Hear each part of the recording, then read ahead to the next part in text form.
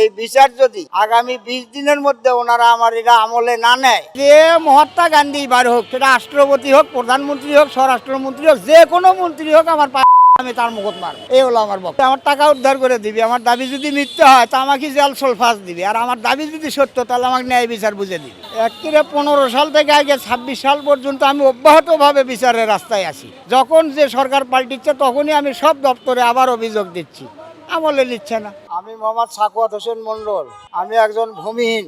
আমি 21 লক্ষ টাকা ব্যয় করে 2015 সালে 132 বিঘা জলা ব্যক্তি মালিকানা জায়গা লিজ নিয়ে আমি মাছের চাষ করি। মাছগুলোর উপরে আমার 21 লক্ষ টাকা খরচ। 8 জন পাহারাদারক 40,000 টাকা প্রতি মাস বেতন দেই, 450 মন খাদ্য খাওয়াই। এই মাছগুলো আমার নির্বাচনী এলাকার এমপি আব্দুল মান্নান, উনি তার শালাক আমার ইউনিয়নের শালিকা উচ্চ বিদ্যালয়ের ভোট প্রথা বাতিল করে দিয়ে ম্যানেজিং কমিটির সভাপতি বানায়। 4টি গ্রামের মানুষ এখানে বাধা দেয়। আর সেই মিটিংয়ে আমি মান্নান সাহেবকে বলছিলাম একটা উচিত কথা, যে 1966 সালে যখন শালিকা উচ্চ বিদ্যালয় প্রতিষ্ঠিত হয় তখন আপনি এখানে কি অনুদান দিয়েছেন, টিএনও সহ। এনাদেরকে দিয়ে আমার মাছ খামার বেদখল করে নেয় এবং আমার মাছগুলো তারা সমূলে বিক্রি করতে থাকে। আমি থানায় অভিযোগ দিয়েছি, ওসি সেলিম আমার অভিযোগ গ্রহণ করে নাই। আমি এসপি সাহেবের কাছে গেছি, তখন এসপি আসাদুজ্জামান সাহেব, উনিও আমার অভিযোগ নেয় নাই। ডিসি আশরাফুদ্দিনকে অভিযোগ দিলে ডিসি আশরাফুদ্দিন আমার অভিযোগ না নিতে নাকচ করে। তখন আমি ওনার উপরে আগামবিত হয়ে যাই, আপনি গোটা জেলার বাবা আর ওই 2 থানার এমপি, তা আপনি কেন আমার বিচার করতে পারবেন না? তখন ডিসি মহোদয় নিজে আমার খামারে যায়, তারা মাছ ধরে গাড়ি লোড করতেছে। এই সময় স্বচক্ষে যায় ডিসি আশরাফুদ্দিন সমস্ত ঘটনা দেখে এবং পরের দিন আমাকে বগুড়াতে ডাকে ডিসি আশরাফুদ্দিন আমাকে বলে যে আমার দ্বারাই আপনার বিচার করা সম্ভব নয়, আপনি ঢাকায় যান, বিভিন্ন দপ্তরে অভিযোগ দেন। তখন আমি ঢাকায় এসে প্রধানমন্ত্রীর কার্যালয়, স্বরাষ্ট্র মন্ত্রণালয়, জনপ্রশাসন মন্ত্রণালয়, দুর্নীতি দমন দুদক এবং জাতীয় মানবাধিকার কমিশনকে অভিযোগ দেই। কেউ আমার অভিযোগ আমলে নেয় নাই। জাতীয় মানবাধিকার কমিশন চেয়ারম্যান আমার অভিযোগ আমলে নিয়ে ওই ডিসিকেই ক্ষমতা দেয়। ওই ডিসি 3 জন ম্যাজিস্ট্রেট দিয়ে কমিটি করে। এই কমিটিকে 7 কর্মদিবসের মধ্যে প্রতিবেদন চায়।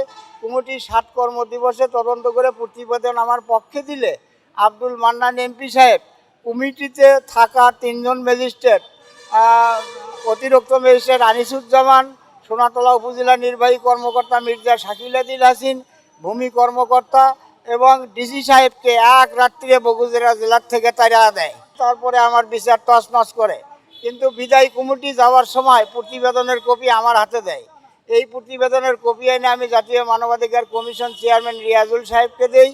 রিয়াজুল ইসলাম আমাকে 1 কপি প্রধানমন্ত্রীর পিএস সাইফুল ইসলাম শেখরকে দিতে বলে, আর 1 কপি পুলিশের আইজিকে দিতে বলে। আমি তার কথা মতো অভিযোগ সহ এনাদের কাছে অভিযোগ দেই। তারপরেও আমার অভিযোগের কোনো বিচার আচার হয় নাই। দফায় 5 বার আমি সংবাদ সম্মেলন করছি, সাংবাদিকেরা নিউজ করছে, তারপরেও কোনো প্রতিকার পাই নাই। শেষ পর্যায়ে জাতীয় মানবাধিকার কমিশন চেয়ারম্যান বগুড়া জেলা জজকে আমার মামলা নেওয়ার নির্দেশ করলো।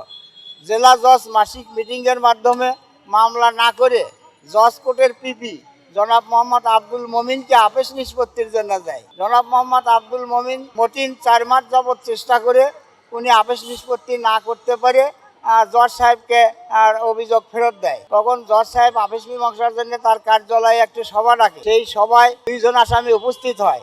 আসামি বাবুল, আসামি রেজা। তারা আমাকে 6 লক্ষ টাকা দেওয়ার কথা স্বীকার করে। আমি 6 লক্ষ টাকায় ঘটনা আপিস করি নাই। তখন থেকে এই ঘটনা ওইভাবেই পড়ে আছে। এই ঘটনার বিচার না পাওয়াতে হাসিনা পড়ে গেল। আবার তত্ত্বাবধায়ক সরকার আসলো, ওনার কাছে আমি অভিযোগ দিলাম আর স্বরাষ্ট্র মন্ত্রণালয়ে দিলাম। স্বরাষ্ট্র মন্ত্রণালয় এটা জনপ্রশাসন মন্ত্রণালয়ের কর্মপরিধি থাকায় আমার ফাইল জনপ্রশাসন মন্ত্রণালয়ে প্রেরণ করে।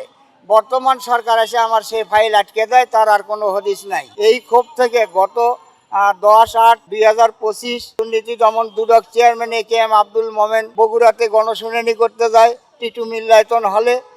উনি যখন বাংলাদেশ থেকে দুর্নীতি চিরতরে বিদায় করে দিবে এমন কথা বলার সাথে সাথে আমার পায়ের 2টা জুতো তার মুখ বরাবর আমি নিক্ষেপ করি। উনি জুতো খাওয়ার পর আমাকে স্টেজে ডেকে নেয়ার পরে বলে 304 ধারা মোতাবেক আপনার বিচার করার ক্ষমতা আমার নাই, অতএব আমার দ্বারা এটা সম্ভব নয়। এখন আমি বর্তমান মাননীয় প্রধানমন্ত্রী এবং স্বরাষ্ট্রমন্ত্রীকে অভিযোগ দেব। আজকে আমি বঙ্গভবন দেয়া রাষ্ট্রপতি বরাবর অভিযোগ দাখিল করছি এবং সিল মেরে এনেছি। আর প্রধানমন্ত্রীর কার্যালয় বন্ধ থাকায় আগামী রবিবার দিনে আমি দাখিল দেবো। এই বিচার যদি আগামী 20 দিনের মধ্যে ওনারা আমার এটা আমলে না নেয়, যেই মন্ত্রী লোকালয়ে বের হোক না কেন, সেই মন্ত্রীর মুখ বরাবর নিক্ষেপ করে আমি তাদের সম্মান পামসার করে দেবো। এই আমার বক্তব্য। এই জন্যে আমি প্রেস ক্লাবের সামনে আসছি। তারপরে তারা আমার অভিযোগ না নিলে আমি আবার জাতীয় মানবাধিকার কমিশনে অভিযোগ দিলে কমিশন বগুড়া পুলিশ সুপারের কাছে জবাব চাই কেন অভিযোগ নেওয়া হলো না। তখন বগুড়া পুলিশ সুপার আবার তদন্ত করে প্রতিবেদন আমার পক্ষে দিয়েছে। এই যে সেই প্রতিবেদন, কমিশনের আদেশপত্র, তদন্ত কর্মকর্তাদের নোটিশ, জাতীয় মানবাধিকার কমিশন জেলা জজকে মামলা নেওয়ার নির্দেশ দিয়েছিল, সেই অর্ডার। এই যে জনপ্রশাসন মন্ত্রণালয় যে আমার মামলা পাঠিয়ে দিচ্ছে, স্বরাষ্ট্র মন্ত্রণালয় আমাকে চিঠি দিয়ে জানিয়ে দিচ্ছে, এই যে সেই চিঠি। এই যে যখন আমার লুট হয় তখন আমি সংবাদ সম্মেলন করছি, তার ডকুমেন্ট। এই যে সংবাদ সম্মেলনের ডকুমেন্ট, 5 বার সংবাদ সম্মেলন করছি। এগুলো সব নোটিশ, এগুলো আদেশ।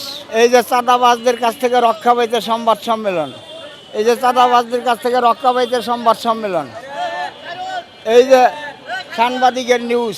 এই যে বর্তমান ফিরাবার সরকার আসছে, এই সরকারকেও আমি অভিযোগ দিলাম এবং আরও দিব। আজকে বঙ্গভবনে দিয়ে রিসিভ করে নিয়েছি, আবার রবিবার দিন প্রধানমন্ত্রীর বরাবর দিয়ে রিসিভ করে নেব, স্বরাষ্ট্র মন্ত্রণালয় বরাবর দিয়ে রিসিভ করে নেব। কিন্তু তারা যদি আমি যথেষ্ট প্রমাণাদি সহ জাতীয় মানবাধিকারের 2টা প্রতিবেদন সহ আমি তাকে অভিযোগ দিয়েছি। আমি মোহাম্মদ সাকুয়াত হোসেন মণ্ডল, পিতা শাহজাহান আলী মণ্ডল, গ্রাম গারামারা, পোস্ট অফিস শালিকা, থানা সোনাতলা, জেলা বগুড়া।